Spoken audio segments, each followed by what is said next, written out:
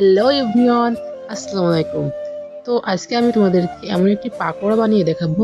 হয়তো তোমরা এই পাকোড়াটা কখনো খাওনি। এই পাকোড়াটা হচ্ছে পেঁপের পাকোড়া। তোমরা চাইলে ইফতারি আইটেমে এই পাকোড়াটা রাখতে পারো। আমি তো ইফতারের সময় বানাইছিলাম।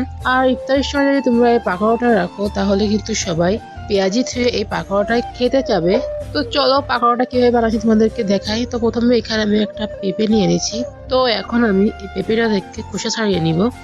খোসা ছাড়ানো শেষ। এখন আমি এগুলোকে কুচি কুচি করে কেটে নিব। তো পেঁপেটা আমি কুচি কুচি করে কেটে নিয়েছি, তার সাথে মরিচ আর পেঁয়াজটা কুচি করে কেটে নিয়েছি, দেখতে পাচ্ছ।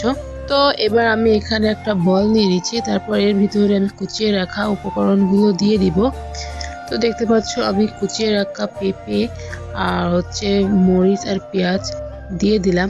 তারপর দেখো কতটা সুন্দরভাবে কুচানো হয়েছে, এটা কিন্তু আমি হাত দিয়ে কুচিয়েছি। তো এবার আমি এর ভিতর দিয়ে দেবো হচ্ছে বুটের ডাল বাটা। তো আসলে ডালটা একটু বেশি করে দিতে হবে, তাহলে কিন্তু এই পাকোড়াটা খেতে অনেক মজা লাগবে। তারপর আমি এখানে দিয়ে দেবো হচ্ছে হাফ কাপের মতো চালের গুঁড়ো। তারপর দিয়ে দেবো হচ্ছে এখানে আমি 1 কাপের মতো বেসন। তো বেসনটা দেওয়া হয়ে গেলে এবার দিব হচ্ছে 1 চামচের মতো শুকনো মরিচের গুঁড়া।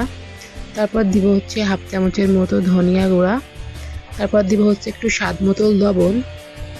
তারপর এর ভিতরে দিয়ে দিব হচ্ছে হাফ চামচের মতো হলুদের গুঁড়া। তো আমার সব উপকরণগুলো দেওয়া শেষ। এখন আমি হাত দিয়ে এটাকে ভালোভাবে মাখিয়ে নিব। তো এটা একটু শুকনো শুকনো লাগতেছিল, তাই আমি এর ভিতর একটু পানি অ্যাড করে দিয়েছি। তোমরা চাইলে অল্প করে একটু পানি অ্যাড করতে পারো। তো পানিটা দিয়ে আমি আবার ভালো করে মাখিয়ে নিব, কারণ এটা মাখানোটা যত ভালো হবে ততই কিন্তু পাকোড়াটা অনেক ক্রিস্পি হবে আর অনেক মজাদার হবে খেতে। আর এভাবে 5 মিনিটের মতো আমি এটাকে ভালোভাবে মাখিয়ে নিব।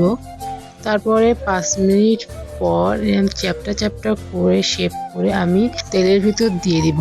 তো তেলটা প্রথমে ভালোভাবে গরম করে নিতে হবে, তারপর চুলার আঁচটা একটু হালকা রাখতে হবে, এভাবে ভাজতে হবে, না হলে কিন্তু অতিরিক্ত জাল দিলে ভিতরে কাঁচা থেকে যাবে আর উপরে লাল হয়ে যাবে।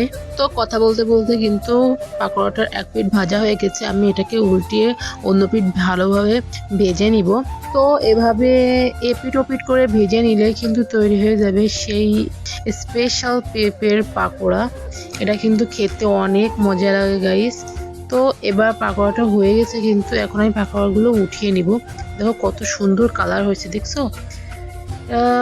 দেখতে যেমন সুন্দর, খেতেও কিন্তু অনেকটা মজা আর অনেকটা ক্রিস্পি কিন্তু এটা খেতে।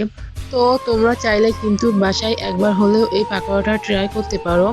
এই পাকোড়াটা যদি তোমরা ইফতারিতে রাখো তাহলে কিন্তু সবাই পেঁয়াজি ধুয়ে এই পাকোড়াটাই খাবে। তো বন্ধুরা, এই পাকোড়াটার রেসিপি যদি তোমাদের ভালো লাগে তাহলে অবশ্যই ফলো দিয়ে পাশে থাকবা। তো আজকের ভিডিওটা এই পর্যন্ত, দেখা হবে নেক্সট কোনো ভিডিও। এই পর্যন্ত তোমরা ভালো থাকো, সুস্থ থাকো, অ্যান্ড আল্লাহ হাফেজ।